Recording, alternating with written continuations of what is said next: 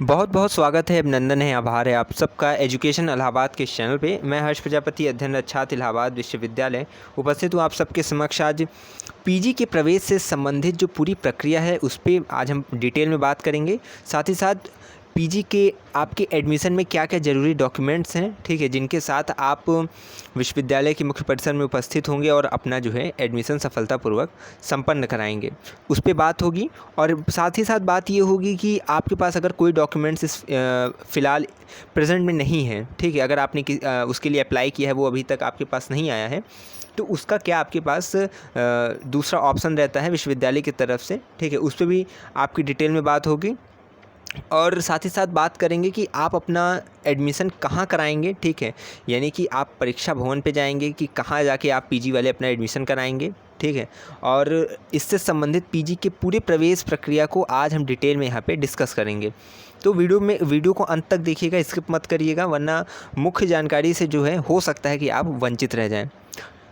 अभी फ़िलहाल हर छात्रों के मन में, छात्र छात्राओं के मन में ये सवाल चल रहा है कि पीजी का रिज़ल्ट कब आएगा। तो जैसा कि आप जानते हैं, जून लास्ट तक जो है प्रेस विज्ञप्ति के माध्यम से विश्वविद्यालय ने ये साफ़ कर दिया था कि जून लास्ट में आपका जो है रिज़ल्ट आने की संभावना है प्रवेश परीक्षाओं की। इसमें कार्य तेज़ी से किया जा रहा है और जो साप्ताहिक अवकाश होता है उस पे भी जो है आपका काम किया जा रहा है। तो जहाँ तक उम्मीद जताई जा रही है, तो आपका एलएलएम का जो है और एमकॉम का जो है रिज़ल्ट पहले आने की संभावना है। और इसके साथ ही साथ आपको बताते चलें कि अगर सब समीकरण सही रहा तो जुलाई के सेकंड वीक से जो है आपका काउंसलिंग स्टार्ट हो जाएगी। इसके पश्चात आज हम बात करने जा रहे हैं कि ज़रूरी डॉक्यूमेंट्स क्या हैं जो आपके प्रवेश में होंगे, और उसके बाद हम काउंसलिंग की पूरी प्रक्रिया को समझेंगे कि आप किस प्रकार से विश्वविद्यालय में आएंगे और किस प्रकार से आपका पूरा प्रवेश प्रक्रिया संपन्न होगी, ठीक है। तो सबसे पहले ज़रूरी डॉक्यूमेंट्स में आप देखते हैं आपकी 10th की मार्कशीट सर्टिफिकेट, ठीक है, उसके बाद 12th की, उसके बाद आपकी ग्रेजुएशन की, उसके बाद माइग्रेशन सर्टिफिकेट्स और ट्रांसफ़र सर्टिफिकेट, ठीक है, ये दोनों ज़रूरत होती है, ठीक है। उसके बाद आपका रिसेंट कास्ट सर्टिफिकेट, ठीक है, सेंट्रल गवर्नमेंट का। उसके बाद ईडब्ल्यूएस सर्टिफिकेट अगर आप संबंधित है उससे, फिर उसके बाद आधार कार्ड, ठीक है। इसकी इन जितने भी डॉक्यूमेंट्स हैं, ठीक है, इसको आप पढ़ लीजिएगा। इनकी आपको ओरिजिनल कॉपी और फ़ोटो कॉपी, ठीक है, छाया प्रति भी अपने साथ ले आनी है जब आप अपना एडमिशन कराने के लिए शाखा में उपस्थित होंगे। अब इसके बाद हम समझते हैं, और इसके साथ ही साथ आपको अपनी फ़ोटो ज़रूर ले आइएगा अपनी, ठीक है, फ़ोटो ज़रूरी है। अब हम बात करते हैं जिसके पास कोई डॉक्यूमेंट किसी कारणवश नहीं है।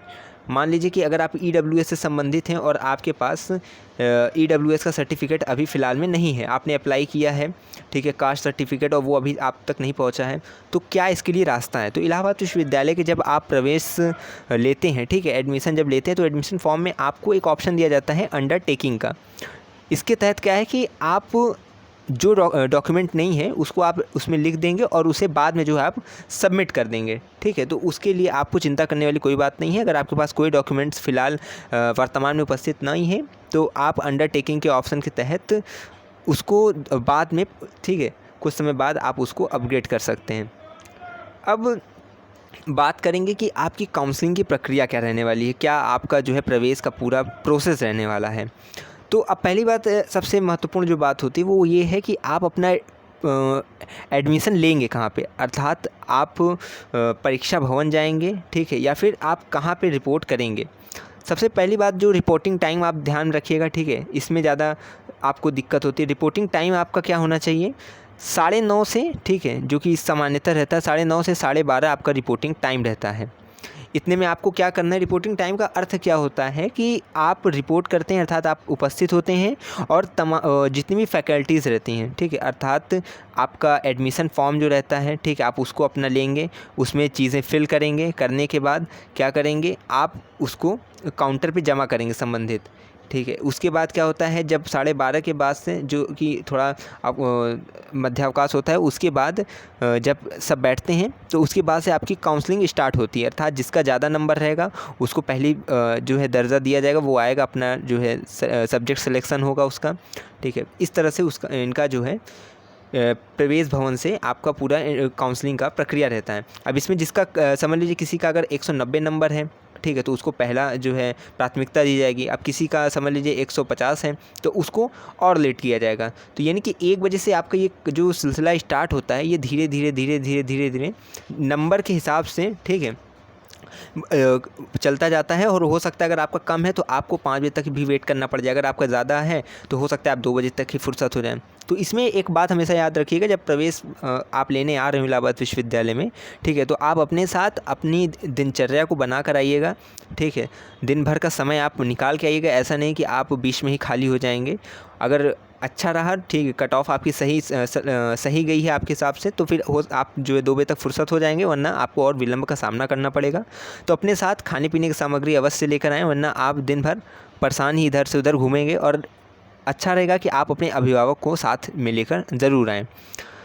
इसके पश्चात हम बात करेंगे, अभी तक हमने ये बात की कि ये प्रवेश भवन से था कि आप प्रवेश भवन से किस प्रकार प्रवेश होता है, ठीक है।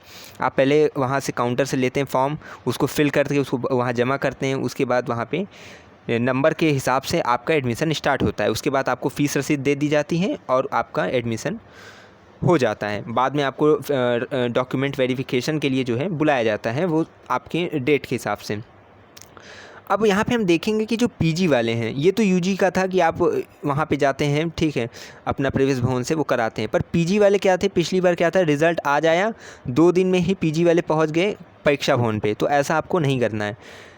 पीजी वाले क्या करेंगे कि वो अपने संबंधित विभाग में संपर्क करेंगे, ठीक है। अगर आप गलती से, ठीक है, अगर ये जैसे जानकारी जिसके पास नहीं है और वो फिर भी पहुंच जा रहा है अपना परीक्षा भवन पे, तो वहाँ पे आप जाके यही पूछेंगे कि आपका प्रवेश कब से होगा, कट ऑफ कितनी है फ़िलहाल, तमाम तरह की, तो वो सीधा कहेंगे कि आप अपने विभाग में जाके संपर्क करिए, ठीक है। वो अपने विभाग में संपर्क करने को बोलेंगे। तो अब 30 कोर्सेज़ होंगे पीजी के, ठीक है। अब समझ लीजिए 30 कोर्सेज़ के अन्य अलग अलग विभाग हैं, ठीक है। पॉलिटिकल साइंस का अलग है, ठीक है, और उसके बाद कॉमर्स वालों का अलग है, तमाम तरह का है, एलएलएम वालों का अलग है।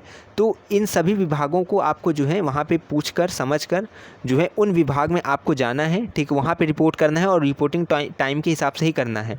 अन्यथा आपको अगले दिन, ठीक है, अगले दिन का जो है फिर आपको वेट करना पड़ेगा। और तब तक आप जानते हैं इलाहाबाद विश्वविद्यालय में प्रवेश लेने के लिए छात्र हमेशा तत्पर रहते हैं, एन के एन प्रकार किसी भी तरीके से वो चाहते हैं कि उनका जल्द से जल्द विश्वविद्यालय में एडमिशन हो जाए।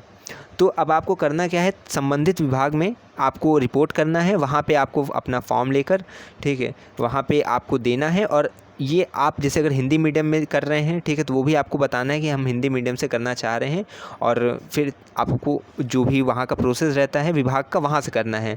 तो एक चीज़ हमेशा क्लियर रखिए कि पीजी के जितने भी छात्र हैं वो परीक्षा भवन पे जो है नहीं जाकर भीड़ जुटाएंगे, वो अपने विभाग से संबंधित विभाग में जाकर रिपोर्ट करेंगे। तो ये आपका पूरा प्रवेश की मैंने प्रक्रिया बताई कि क्या क्या रहने वाली है। तो आपको एक चीज़ हमेशा याद रखना है, अपना डॉक्यूमेंट, ठीक है, सबकी ओरिजिनल कॉपी और फ़ोटोकॉपी, ठीक है, ये दोनों को रखना है।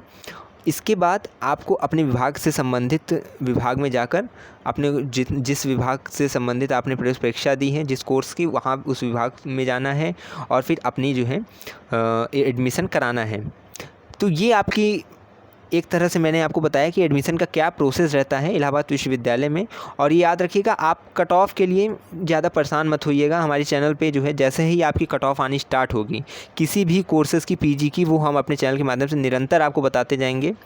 और ये एक चीज़ अपने मन में क्लियर कर लीजिएगा, जो ये मेन कैंपस की सूचना थी बस, ठीक है, ये एफिलिएट कॉलेज की नहीं थी।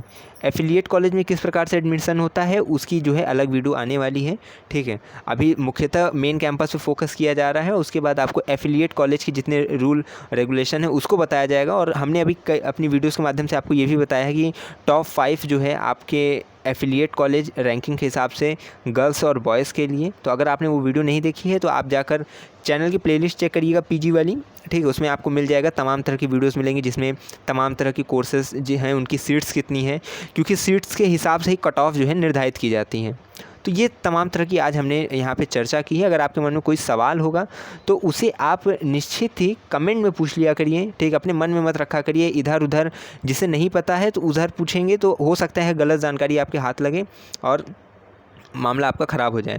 एक चीज़ और ध्यान में रखिएगा, ठीक है, ये मेरा विनम्र निवेदन है कि किसी भी ऐसे कारक के पीछे आप मत परेशान होइएगा जो ये आपको कहे कि हम आपका एडमिशन करा देंगे। इलाहाबाद विश्वविद्यालय में कई ऐसे अवरोधक घूमते आपको मिलेंगे जो आपको कहेंगे कि हमारा जो है इतनी पकड़ है। याद रखिए, यहाँ कोई सोर्स, कोई फोर्स काम नहीं करता है।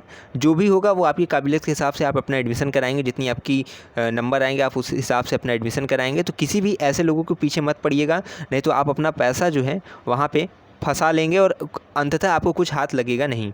तो ये मेरी आपसे गुजारिश थी। फ़िलहाल अगर आपको वीडियो अच्छी लगी हो तो उसे शेयर कर दीजिएगा, ठीक है। चैनल से नहीं जुड़े तो जुड़ जाइएगा। इलाहाबाद विश्वविद्यालय से संबंधित कोई भी छोटी बड़ी अपडेट जो आपके संदर्भ में निकलती है उसे हम यथाशीघ्र आपके समक्ष लेकर उपस्थित होते हैं। और अगर आपके मन में कोई भी डाउट होगा विश्वविद्यालय से संबंधित तो निश्चित ही हमको आप बताइएगा, हम उसका निराकरण करने की कोशिश करेंगे। तब तक के लिए अपना प्यार, अपना सपोर्ट बनाए रखिएगा। बहुत बहुत धन्यवाद, बहुत बहुत आभार।